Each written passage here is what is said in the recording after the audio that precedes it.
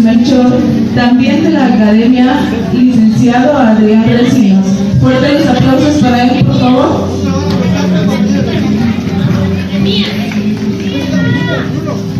Buenas tardes, mi nombre es Álvaro Martillo y vengo a decirles el poema de la marimba.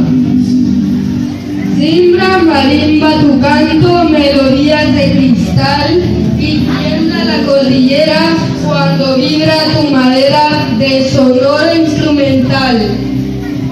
Marimba, tu arpegio de oro es un poema canoro que se quiebra en madrigal de dulce melancolía, y al tornarse en poesía se vuelve épico y triunfal.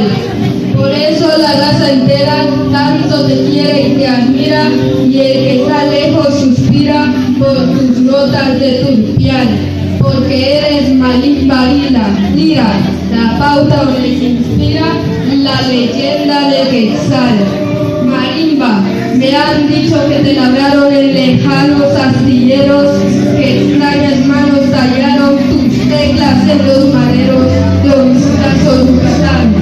Pero no, eso es mentira, ni eres hija de Lempira, ni gloria de Yucatán.